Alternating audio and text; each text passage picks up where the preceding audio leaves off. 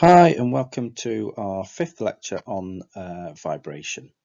Last week we introduced damping and hopefully you've all managed to get through the tutorial questions which I set. Let's just take a look at the next slide to recap ourselves on how the system might respond if we introduce damping. We can get a good idea how the system might behave depending on this term here that we introduced last week, the damping ratio. And remember we gave it the Greek letter zeta. And our damping ratio is simply the amount of damping in the system divided by the amount of damping needed to make the system behave with a critical response. What do we mean by critical? Well, here looking at the three different types of response, the green curve here is the fastest time that the system can return to the neutral position without overshoot. So in that case, that is when our zeta value equals 1 and the system is critical. If there is a slower response, then our zeta value will be greater than 1 and we'll call that overdamped.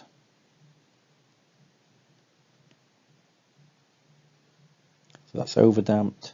This one is critical. And if we get some overshoot in the system, then our zeta value is less than 1 and we call that underdamped. And last week we used these couple of equations here, one to find out what the frequency of damped oscillation is, and this second one here which we rearranged into different forms, either to find the damping coefficient or to find the damping ratio.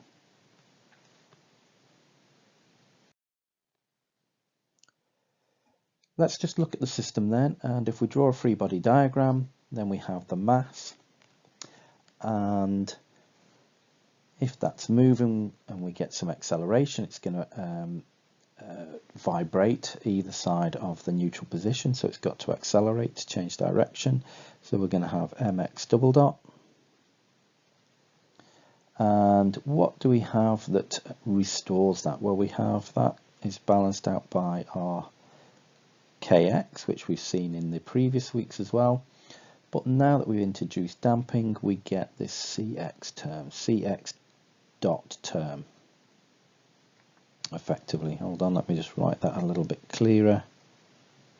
That should be minus cx minus kx. And the c x dot is our force that is provided by the damper, and that force depends on the velocity of which it's moving. So if we rearrange that so that we've got all the terms on one side, we've got mx double dot plus cx dot plus kx equals 0. And remember, this is a second order system because we have this x double dot term. That's the second derivative of displacement with time, and this leads us to our second order differential equations, which we're going to look at this week and try and get them into a form which we can then find out how our system will behave. Here is our system then, our response, where we've got the mass times by the acceleration plus the damping coefficient times by the velocity plus the spring rate times by the distance, all equating to 0 to balance out our system. And what I want to do is try and rearrange this equation and get it into terms of our damping ratio and our natural frequency, so we can get rid of the c and the m terms out of here. So first of all, if we divide by m, then we get an equation that looks like this. And then some things that we kind of know that will help us. If we look at this from last week, then we know that c equals 2 m omega n zeta. And you'll remember right from the first week that k over m equals omega n, because omega n squared, sorry. So if we replace those in the equation, we'll end up with one that looks like this. If we look then at the decay of oscillation with our system, if we go from one peak to the next, then we get this decay, and that's a logarithmic decay in there. So this decrease with amplitude of vibration over time is a logarithmic type response. And we could say then that if we look at each one of these at each time frame, that we've got this logarithmic decay, then x, our value of x at each successive one, is going to be the log of some constant multiplied by the time. And just so that we can do a bit of manipulation later, I'm just going to do the first and second derivative of that logarithmic decay to give us these values here. And we're going to use those on the next slide. Don't worry too much about the derivation that I'm going through here. It's really to get it into a standard form that we can use in our later equations, but I thought I'd include it just to show where our terms come from. So looking at the values that we did just on the previous slide, and if we substitute those into this equation for each of the x terms, so the x double dot, the x dot, and the x terms, and we factorize, then we're going to end up with this equation here at the bottom, which you'll recognize from your maths as being the auxiliary equation. And remember, this has to equal 0 because there is no value of e to the lambda t that will give us a 0 value. So to make this equation work, I've factorized the e to the lambda the t out. Then this must equal 0, this equation here, the auxiliary equation. And the roots to our auxiliary equation then can give us three possible values, can't they? So we've got our lambda values, and depending on what we have for our damping ratio, then we could end up with three responses. We could end up with a positive response if lambda is greater than 1, so the roots will be positive and real.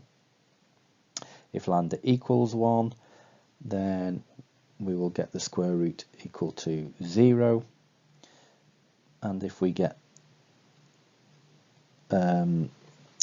zeta less than 1, then the roots will be negative and complex. And remember, this zeta here is our damping ratio. For a lot of systems that we encounter, we do have a zeta value of less than 1, so we end up with negative and complex roots to the solution.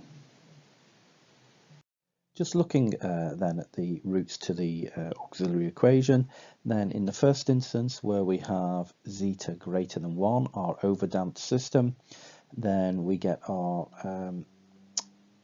solution in the form here shown at the top, and then our general solution to the equation becomes this one here that I've just starred here. And this, you'll notice, although the terms might be slightly different here with the zetas and root zeta squared minus 1, you'll notice that this is in the same format then that they've used in your maths modules for just any general second order system. And in this equation here, we've got some constants, a and b, and we can find those based on the initial conditions that our system starts with. Let's move on then to the second case where we have a critically damped system.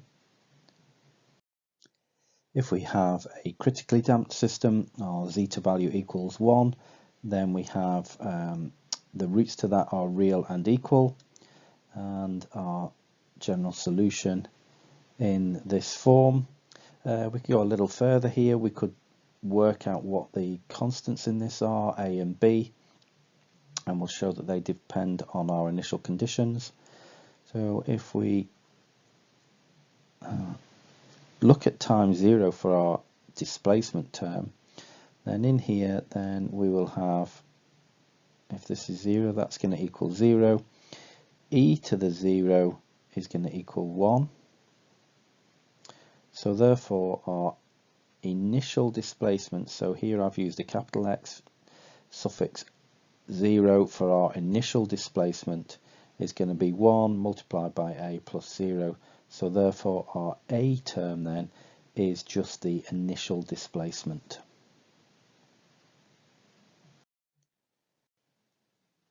We've just found what the a constant is in our equation here, and that's our initial displacement.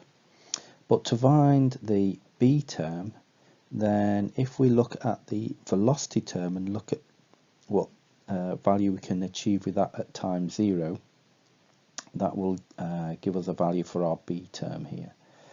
So if we take our x dot, then we would need to differentiate this, and it's a differentiation of a function, which you may have covered in maths, but don't worry about it too much. I'm not going to ask you to do this in an exam, but just for completeness, then if we differentiate that term to give us x dot, then we have this long expression here. If we look at time 0, then if we put t equals 0 into here, then obviously this is going to equal 1, this is going to equal 0, this is going to equal 1 here, and we've got b. So our initial velocity x dot 0 equals minus zeta omega n a plus b.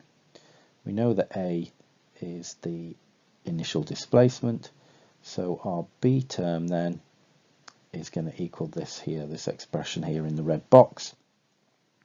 So our b is our initial velocity minus our damping ratio multiplied by the natural frequency multiplied by the initial displacement. So now that we've got all that, let's put it to practice. Let's look at an example and see whether we can find out what the general solution is for a particular system. And this is just for our dynamic system here, but hopefully you'll recognize that as we go through, it is the same as you do for the general kind of second order differential equations in the maths module. We have an example here to find the general solution for our system given here. We've got a mass of 8 kilograms, a spring stiffness of 200 newtons per meter, and a damping coefficient of 80 newton seconds per meter. We're given the initial conditions. There's an initial displacement of 1 and an initial velocity of 0. So remember, how this system responds will depend on the damping ratio, whether it's greater to, equal, or less than 1. And depending which one of those it is, will give us the type of equation, the roots to the quadratic equation. So let's find out what the natural frequency is first, and then let's try and find the damping ratio. Then we've got, we can work out our natural frequency is root k over m, which equals, in this case we had square root of 200 over 8 kilograms, which I get as 5 radians per second. And we know that our zeta is c over 2m omega n. So in this case we had a value of c of 80 times by 2 times by the mass, which was 8 kilograms, times by our natural frequency we've just calculated, times by 5, and that gives us a value equal to 1. This pen's a bit rubbish, hold on. Equal to 1. So therefore the system is critically damped. Then our solution is in the form of x equals e to the minus zeta omega n t a plus b t. So that's a general solution for our critically damped system. We know that a equals our initial displacement, which equals 1, and we know that B equals our initial velocity plus zeta omega n A. So our B value is going to be 0 plus our damping ratio of 1 times by 5 times by 1, which equals 5. So then our general solution then, our displacement x equals e to the minus zeta is 1, omega n is 5, so it's to the minus 5 t, bracket a in this case is 1 plus b is 5t. So we have this as our general solution, and it means that at any point in time we can calculate out what the displacement would be. In the third case then, where we have zeta less than 1, then we have the roots to our equation being complex and unequal, and with some manipulation and substitution we can end up with our equation in bold here at the bottom. I'm not going to run through this too much. If anyone is interested, then I can do more of a derivation of this, but it's really just for completeness again to show you where the terms come from if you're interested. I'm not expecting you to be able to derive this or use it in an exam, but again I'll just run through a process just where we can find out what these are, our two constants c and d in this equation, so that we can actually find out real values for our system. We have our format here for our equation, and then if we look at time 0, then our initial displacement x0, we're going to end up with a 1 here. This is going to equal 1.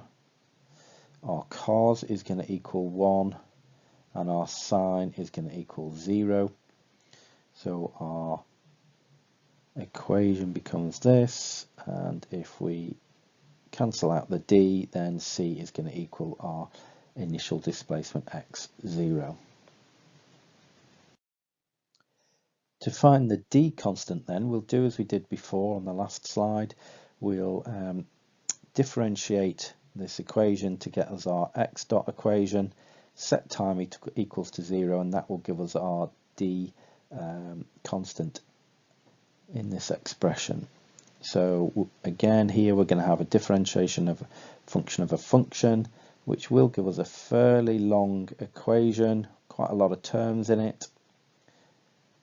If we set that to 0, then we can see that many of these terms are going to go to 0. So if we've got sine 0, then that's going to go to 0. Our cos is going to equal 1.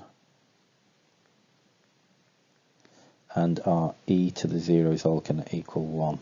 So we end up with this expression here, and we can rearrange for d. We know what the c is, which is the initial displacement. So rearranging gives us this expression for d.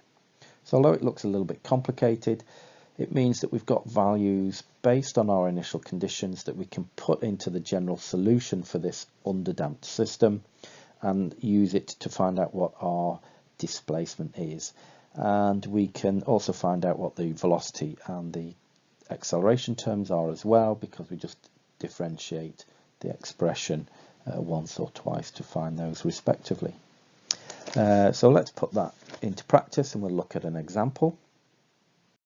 We have a system very similar to example 1, except in this case we've reduced the damping coefficient down to 40 newton seconds a meter. So remember at 80 we had critically damped, so we would expect this system to be underdamped and give us a zeta value of less than 1. We've got the same initial conditions, so let's start by finding out what the natural frequency is and then working out what the damping ratio is. Our natural frequency then is going to be omega n. Remember, it's always root k over m. It's a linear system. or if it was a rotary system, it would be K over I. And here we have, so it'll give us the same as before, won't it? Because we had 200 over 8 square rooted, which gives us 5 radians a second. And our zeta is going to be our C value, which in this case is 40, so it's going to be a half, isn't it? Because we had 80 before. 2 times by 5 as our natural frequency times by our mass, which is 8, which gives us 0.5. So therefore our displacement is going to be in this form, isn't it? E to the minus zeta omega n t brackets C cos omega dt. So remember, omega d is the damped frequency of oscillation, and we can find that using the equation we introduced last week, plus d sine omega dt.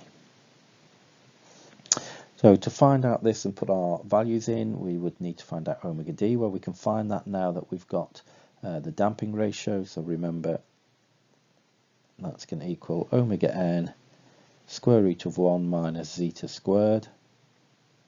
I have to apologise, my zetas look different every time I write them down, but hopefully you'll recognise the the squiggle as being zeta. So we've got a natural frequency of 5, and it's 1 minus 0.5 squared, which gives us a damped frequency of 4.33, and that's radians a second. Our C constant is just our initial displacement, which equals 1, and our D term equals our initial velocity plus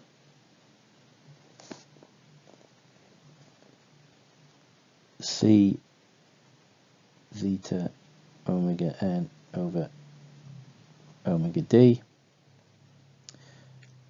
So d is going to equal initial velocity is 0 plus, and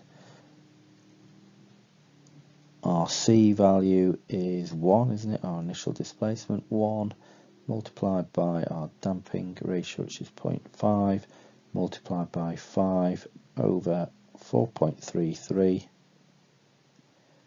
which by my reckoning gives us a value of 0.577. So our general solution then is going to be x equals e to the minus, and zeta is 0.5, omega n is 5, so that's going to be 2.5t. And let me just move all of that down a bit. X is going to be equal e to the minus 2.5t cos, and our omega d is 4.33t, because I'll put that in though, our C value was 1, remember, so we should really have a 1 in there, plus our D term, which was 0.577 sine, and our omega d is 4.33t. So that's the general solution for this system. Okay, just to review some of the key concepts from last week and this week, we now have a system which has a mass, spring and a damper. Hopefully you getting an understanding of how the damper affects the system response. And we know then that we can have 3 basic types: overdamped, critically damped or underdamped. And the solution to that second order differential equation, the general solution, the form of that will depend on what value we have for zeta,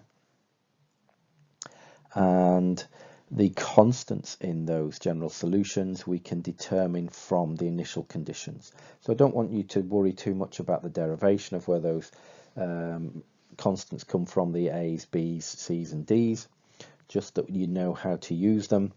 The derivations are in there just for completeness so that you can see where they come from. Okay, so hopefully you've managed to follow these 2 weeks. I've set some more tutorial questions based on what I've covered in the lecture this week. So if you do run through those and get in touch with me either through the hub or via email to help you out with any problems you might be having with those. I've just got one more lecture to do next week, which will be looking at the decaying oscillation, what's called the logarithmic decrement, which should be fairly straightforward, but there'll be another tutorial sheet, and if you can run through all of these that I've just handed out and next week's as well, you'll be well prepared for doing the assessment. Okay, that's it from me for now. I'll see you next time.